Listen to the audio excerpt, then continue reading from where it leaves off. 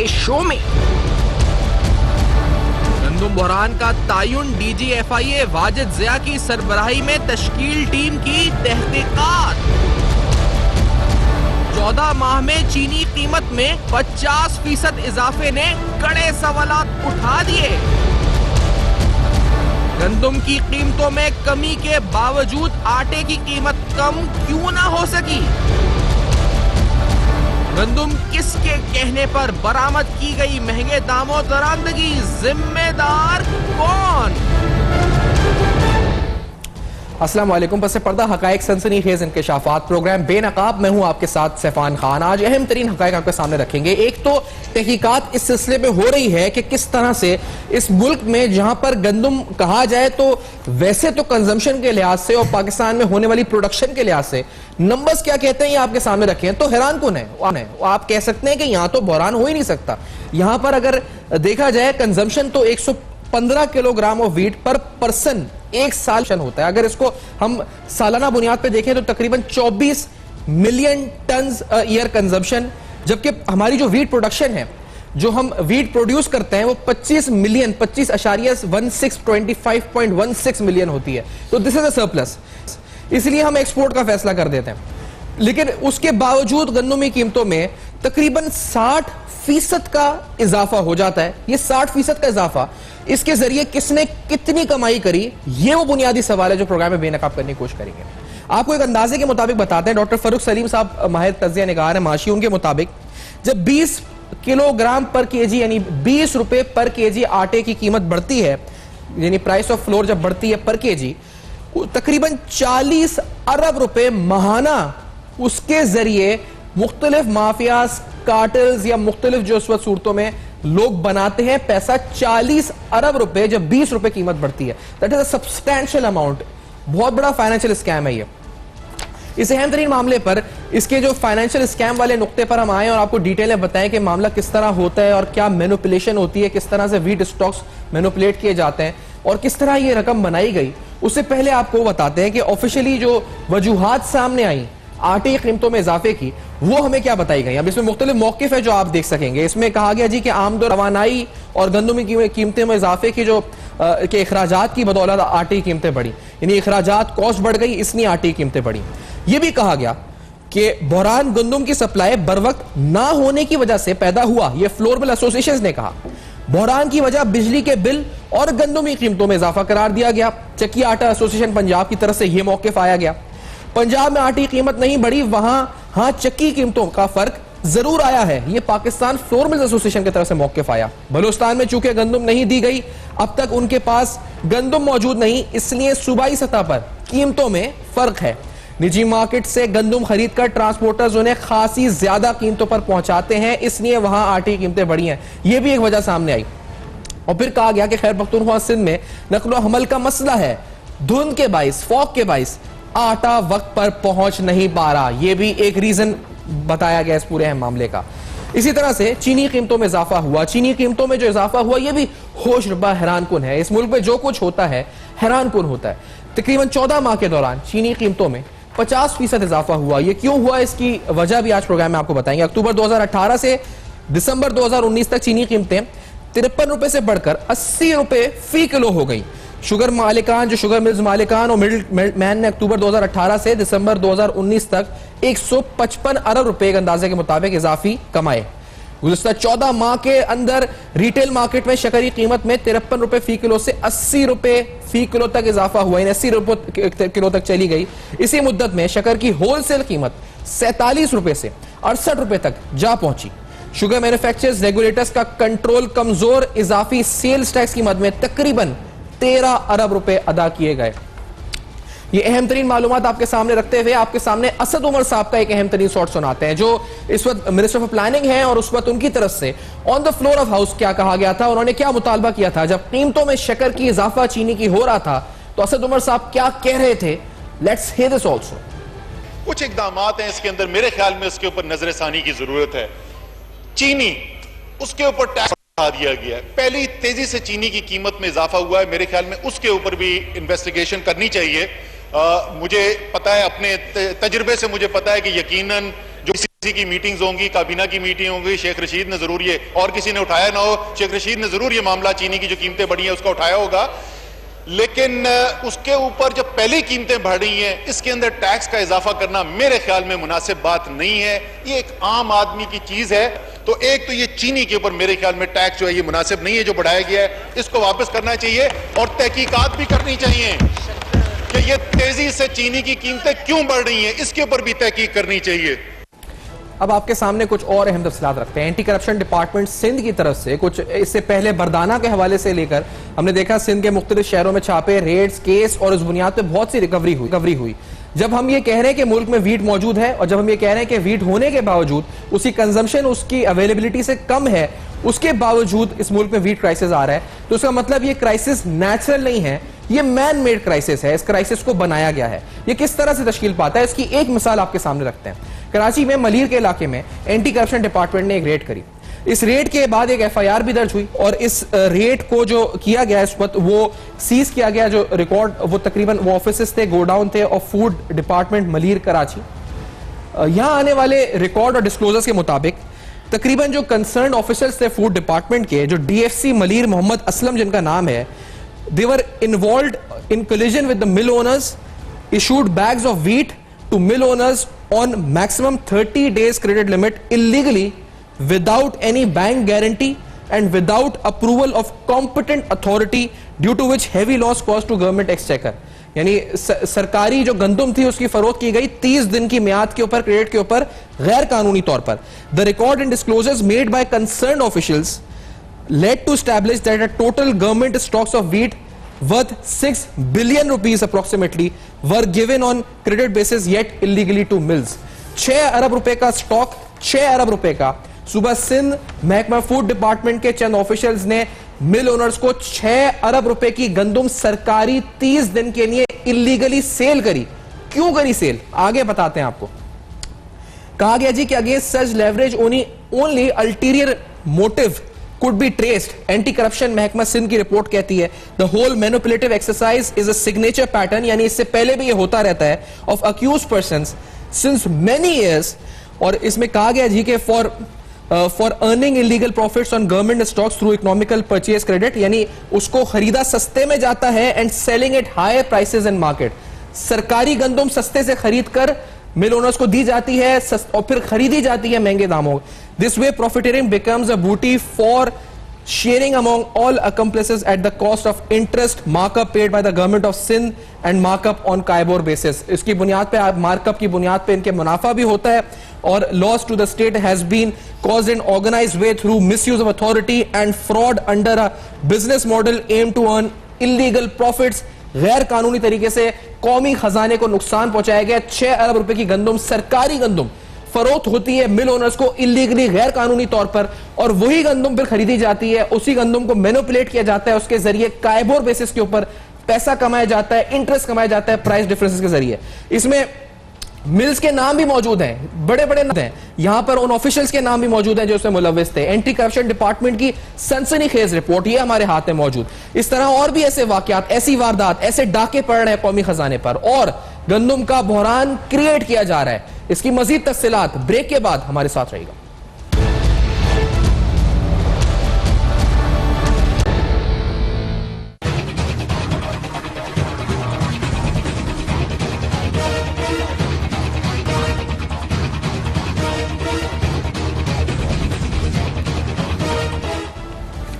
Welcome back. आप देख रहे हैं बेनकाब और बेनकाब में आपके सामने अहम तरीन हकायक रख रहे हैं। एंटी करप्शन डिपार्टमेंट मलीर में रेड करता है, 6 अरब रुपए की गंदुम फरोख्त की जाती है, सरकारी गंदुम और मिल ओनर्स को इलीगली फरोख्त की जाती है। इस रिपोर्ट में लिखा जाता है कि प्राइसेस को मैनिपुलेट किया जाता है, सस्ते दाम खरीदी जाती है, महंगे दाम बेची जाती है। गवर्नमेंट ऑफिशियल्स ही इस गंदुम को खरीद फरोख्त में इलीगली मिल ओनर्स को बेच रहे होते हैं।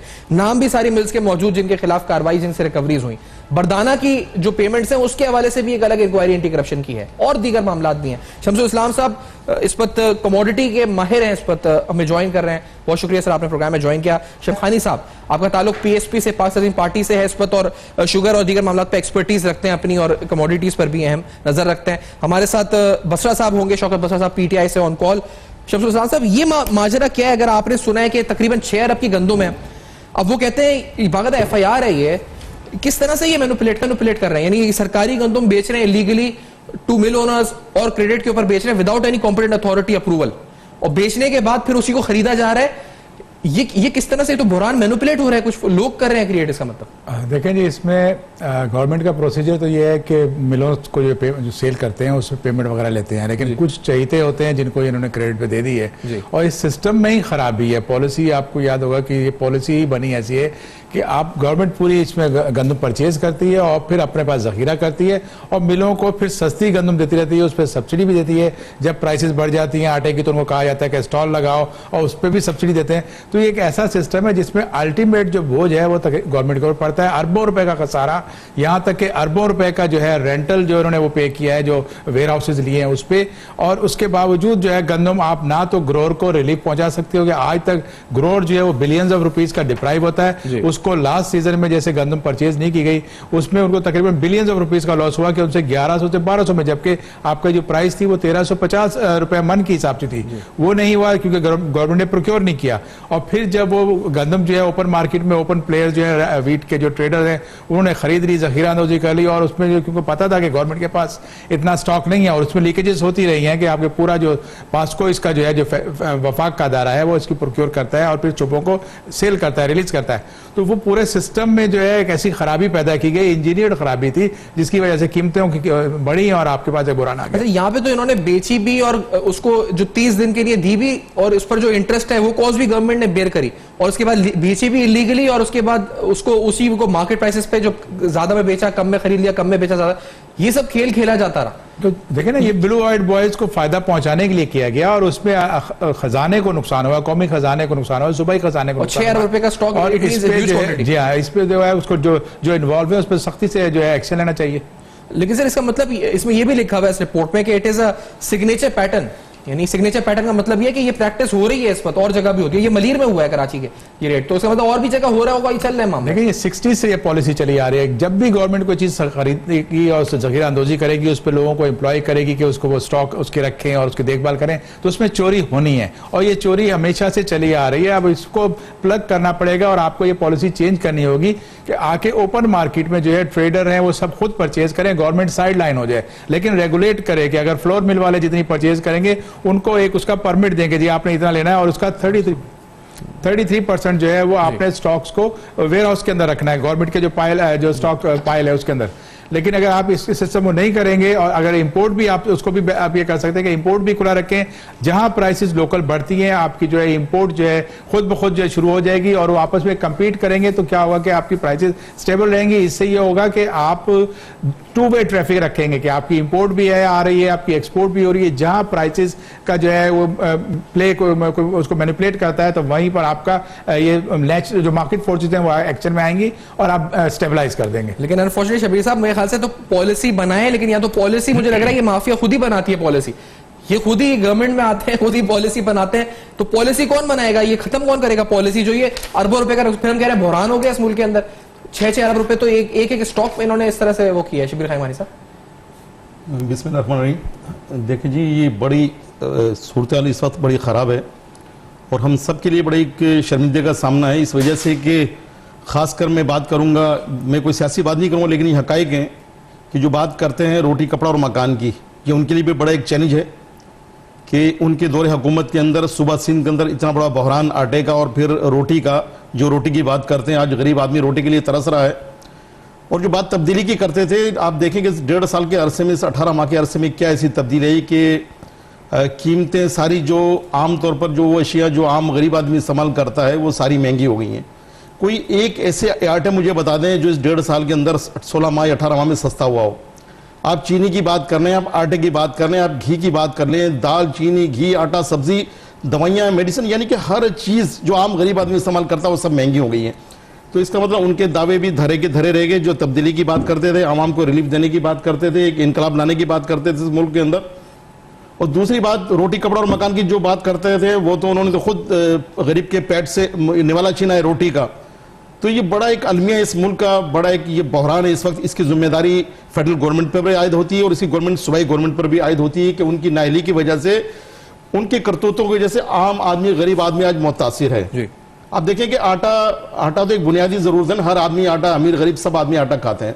आटा इस वक्त मैं समझता हूँ 75-80 रुपए किलो आटा इस वक्त मार्केट में मिल रहा है, जो आटा ये सॉरी वो चीनी मिल रही है आटे चीनी की। खैर मैं इस वक्त आटे की बात कर रहा हूँ, तो आटा कितना महंगा हो गया, जो इस वक्त 40-42 रुपए मिलता था वो भी आटा भी 70, मेरे ख्याल इतने 70-75 रुपए में आटा किलो मिल रहा है। तो ये सूरत इस वक्त बहुत खराब है, तो इसकी जिम्मेदारी इन्हीं पर आयद होती है, इन्हीं को पॉलिसी बनानी चाहिए। मुझे शर्म भी आ रही है कि आपने एक वो क्लिप मुझे सुनाया उनका असद उमर साहब का, वो कह रहे हैं कि ये जिम्मेदारी बनती है। तो भाई जिम्मेदारी किसकी बनती है? आप खुद हुकूमत में बैठे, आला ओहदों पर आप फाइज हैं, सदर आपके हैं, वजीर आजम आपके हैं, सिंध में गवर्नर आपके हैं, वफाकी वज़रा आपके हैं, आप खुद वफाकी वजीर बने बैठे, तो आप किससे ये सवाल कर रहे हैं? जिम्मेदार तो आप में है कि आज जो कौम इस बहरान से जो गुजर रही है, पाकिस्तान इस बहरान से गुजर रहा है, आटा चीनी की बहरान से, तो उसके जिम्मेदार तो आप हैं। आप हुकूमत में बैठे हैं और आप ही के बड़े बड़े ट्रेडर हैं, आप ही के बड़े बड़े इंपोर्टर हैं, तो ये पॉलिसी तो आपको बनानी चाहिए ना। इसी तरह अगर आप चीनी को देखने, अगर आप चीनी की बात करें तो अच्छा दूसरा चीनी में मुझे बताइए कि 50% में आटे की बात, आटा देखो, आटा इनकी गैर पाकिस्तान की तारीख में कभी 70 साल तारीख में नहीं हुआ कि कभी आटा ना खरीदा हो, जिस तरह शम्स साहब खरीद रहे थे कि प्रोक्योरमेंट करनी इनकी जिम्मेदारी है, लेकिन इस साल इन्होंने खरीदारी की नहीं, प्रोक्योरमेंट नहीं की। अब ये तो ये बताएंगे क्यों नहीं की। असल बहरान की जिम्मेदार ये है, यही बड़ी माफिया है, इन्हीं के ब्यूरोक्रेट हैं, इन्हीं के लोग हैं बड़े जो ये करते हैं। इनसे पहले सवाल तो ये पूछे कि कौम को जवाब दें। अब ये बहाने बना रहे हैं कि ऐसा हो गया, ट्रांसपोर्टेशन नहीं थी, और वो शायद ओस पढ़ने की वजह से ऐसा हो गया, और ये सारी चीजें, ये सब एक बहाना है।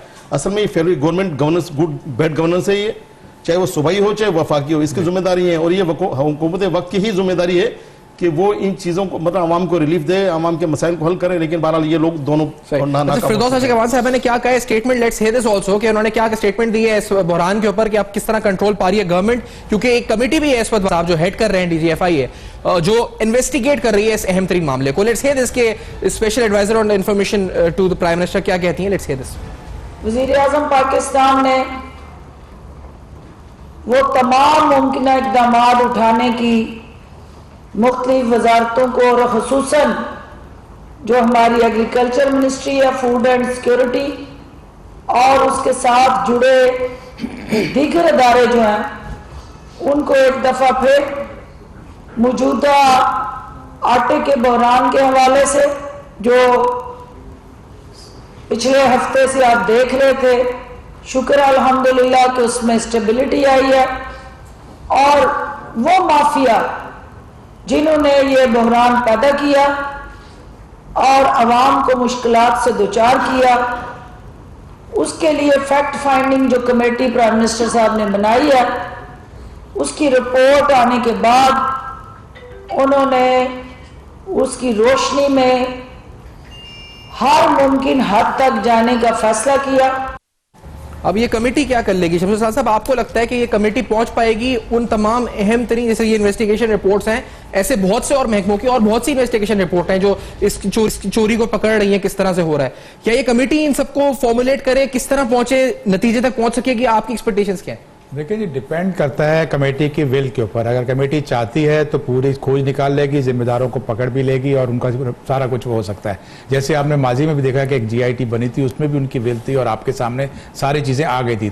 तो इस पर ज़रूरत यह है कि एक तरह से सीरियसली इस पर एक्शन लिया जाए और थोरोली इसकी इन्वेस्टिगेशन करके कहाँ कहाँ लीजिए जाए। जहाँ चोरी हो रही है, जहाँ आपकी पॉलिसी की वजह से हो रही है, उसको भी चेंज कर दें। जहाँ आपके लोग इन्वॉल्व हैं उन पर भी एक्शन लें, ताकि आइंदा से ये ना हो। क्योंकि इसका पूरा फायदा देखें जी, एक वो फ्लावर मिल एसोसिएशन जो है, जो बहुत बड़ी एक कार्टेल के तौर पे सामने आई है कि पूरे पाकिस्तान में आप देखें कि एक ही रेट हो गया था कि सब जगह 70 रुपए का आटा मिल रहा था, सब जगह 75 रुपए मिल रहा था। हालांकि पंजाब में इतनी शॉर्टेज नहीं थी, अब शॉर्टेज सिंध में हुई थी। तो इसकी वजह से साफ ये समझ नजर आता है कि आपका एक कार्टेल बना हुआ है। उस कार्टेल को तोड़ने के लिए गवर्नमेंट को अपने आप को उस वीट के पूरे निजाम से निकालना पड़ेगा। क्योंकि देखें जी, अभी जो प्रोक्योरमेंट नहीं हुई उसकी वजह यह थी कि आपके सूबों के पास माली पोजीशन ऐसी बेहतर नहीं थी कि वो कुछ खरीद सकते। आज पूरा मुल्क जो है एक वो फाइनेंशियल क्राइसिस के अंदर आया हुआ है और हुकूमत अपने जो है वो तरक्याती अखराजात को भी कम कर रही है। तो अब ये जो 760 अरब रुपए जो इन्होंने लास्ट ईयर कमोडिटी फाइनेंस के लिए दिए स्टेट बैंक ने, उसके इस्तेमाल में क्या हुआ, उससे पहले 960 के अरब कुछ हुआ था। एंड ऑफ द ईयर जाके गवर्नमेंट को जो है वो 50 अरब 60 अरब रुपए का लॉस होता है और साथ ही चोरी होती है, साथ ही लोगों को आटा महंगा कंज्यूमर को मिलता है और साथ ही जो है वो ग्रोअर्स भी डिप्राइव होता है जब प्राइस अच्छी। अब देखिए, आपको 1365 का आप जो इन्होंने रेट प्राइस पर रखी है, तो उसमें ग्रोअर कैसे देखेगा? आपकी आज मार्केट जो है वो 5,000 की अगर है तो आपको क्या कोई ग्रोअर ऐसा पागल होगा जो 1365 में आके हुकूमत को बेचेगा? अगले सीजन में हुकूमत को गंदम नहीं मिलेगी अगर ये प्राइस का क्राइसिस रहा तो हुकूमत को चाहिए कि ये राइट टाइम है, आइडियल टाइम है कि अपनी पॉलिसी चेंज कर दे और कहे कि ये इंपोर्टर एक्सपोर्टर आपके जो भी एक्सपोर्टर हैं, मिलर हैं, ट्रेडर हैं, वो परचेज करेंगे, लेकिन हम उसको लाइसेंस के जरिए, परमिट के जरिए रेगुलेट करेंगे और उनसे 33% स्टॉक, उनकी जो एलोकेटेड क्वांटिटी है वो अपने वेयर हाउस में रखें ताकि वो फिर बफर स्टॉक कहलाएगा, वो स्टॉक पाइल कराएगा, फ्री ऑफ कॉस्ट होगा गवर्नमेंट का। और जब गवर्नमेंट चाहेगी मार्केट में इंटरवेंशन कर सकती है उस स्टॉक से और उन लोगों से। ये भी तो हुआ है इस पर, हमने ये भी देखा है कि ये जो सारे स्टॉक्स हैं, ये जो गवर्नमेंट की अपनी फिगर्स बताती हैं कि ये इतना स्टॉक रखा हुआ है, वो स्टॉक था ही नहीं वहां पे, ऑन ग्राउंड नहीं था स्टॉक इतना। ये भी तो हो रहा था यहाँ पे, ये भी तो मिस इंटरप्रेट, इसे क्या कहेंगे, मिस रिपोर्टिंग थी, क्या था, ये भी करप्शन थी, क्या था? वीड बैग्स है नहीं और नंबर आप शो करेंगे वीड बैग्स हैं। देखिए जो स्टॉक्स तो सारे जो जिम्मेदारी है वो पास्को और फूड डिपार्टमेंट की, जैसे सिंध फूड डिपार्टमेंट है, पंजाब फूड डिपार्टमेंट है, इन सब की जिम्मेदारी थी। और आपको मैं एक बात बताऊं कि पाकिस्तान की जो क्रॉप होती है वो 26 मिलियन टन के करीब 25 मिलियन टन होती है, उसकी पूरी क्रॉप को हैंडल करने की कैपेसिटी भी पास्को के पास नहीं है। और जब वो अपना जो स्टॉक, लिमिटेड स्टॉक लेते हैं कि बफर स्टॉक रखने के लिए दे, उसकी कैपेसिटी भी उनके पास नहीं है। उनको ओपन एयर में, खुले आसमान में हीप की शक्ल में स्टोर करना पड़ता है। और बल्कि अभी रिसेंटली ये खबरें भी आई हैं कि बिलियंस ऑफ रुपीज उन्होंने प्राइवेट वेयर हाउसेस को रेंट के तौर पे दिए हैं। अब वो सारी कॉस्ट जो है वो अल्टीमेटली जो टैक्स पेयर पे पड़ती है, तो इस निजाम को बदलने की जरूरत है। सही। अच्छा शबीर साहब, ये क्योंकि ये बड़ा अहम मामला है, इस पता है, अब आपको लगता है कि सरकारी तौर पर, क्योंकि अब ये एक्शन की जरूरत है, गवर्नमेंट को पॉलिसी चेंज करने की जरूरत है, फौरी तौर पर आवाम को रिलीफ देने के लिए क्या करने की जरूरत है, क्या करना चाहिए?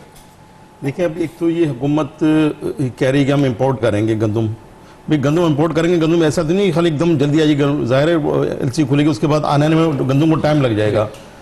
अभी गंदम जो सबसे पहले मीरपुखास का जो एरिया ना, वहाँ तकरीबन मार्च के शुरू के पहले हफ्ते में और 15 मार्च से पहले गंदम आना शुरू हो जाती है। तो ये जनवरी का महीना तो वैसे एंड हो गया है, तो अगर इंपोर्ट करेंगे उस पर कितने खर्चे आएंगे? पहले तो सबसे पहली बात इनकी पॉलिसी ख़राब थी कि इन्होंने पहले गंदम भेजी क्यों बाहर, अब एक्सपोर्ट कर रहे हैं, अब इंपोर्ट करना है, तो ये सारी इसमें एक गवर्नमेंट फेलवर है। बात सवाल ये बैठा, इन्होंने गवर्नमेंट पहले तो 4 अरब रुपए की इन्होंने गंदम मालियत की इन्होंने भेज दी अफगानिस्तान, और फिर अफगानिस्तान का इन्होंने बॉर्डर बंद नहीं किया, अब जिसकी वजह से ज़ाहिर है गंदम, और जो कारोबारी लोग थे वो भी मुल्क से बाहर भेजते रहे गंदम। तो ये सारी पॉलिसी तो सारी गवर्नमेंट ही बनाती है ना, और गवर्नमेंट ही उसकी जिम्मेदारी है। तो सारी चीज़ें अब ये गवर्नमेंट पे याद होती हैं कि अब ये गवर्नमेंट ने ऐसा किया जिसकी वजह से आज आवाम को तकलीफ हुई, आवाम को परेशानी हुई है। नई गंदम तो मार्केट में मेरे ख्याल में 1 से 1.5 महीने में गंदम आ ही जाएगी।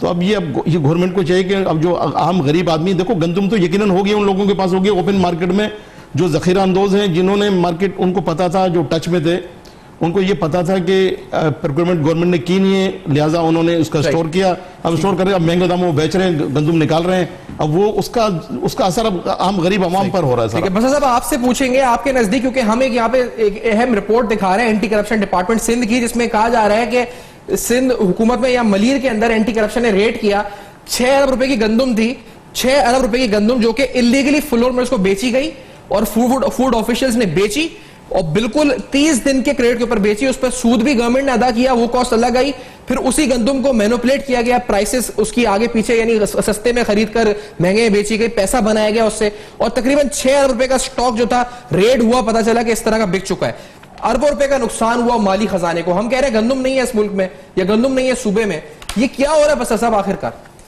ये बात दुरुस्त है, आपको याद नहीं, आज से तकरीबन 2 महीने पहले जब ये इशू टेकअप हुआ था, बाकायदा रेड हुआ, सारी चीजें आई और गवर्नमेंट ने एडमिट किया इसके ऊपर कि इतना स्टॉक गायब है, इतनी चीजें हमारी बोरियां थी वो मिसिंग है। वो तो जाहिर है कि उसके ऊपर अभी प्रॉपरली इन्वेस्टिगेशन भी चल रही है, और उससे बढ़कर सबसे ज्यादा अफसोसनाक ये हुआ कि 4 लाख टन गंदम खरीद के रखी थी पास्को ने, इनके हमारे पास पड़ी हुई है, 1 लाख टन गंदम उठाते हैं, 3 लाख टन गंदम वो भी निकाला इन लोगों ने।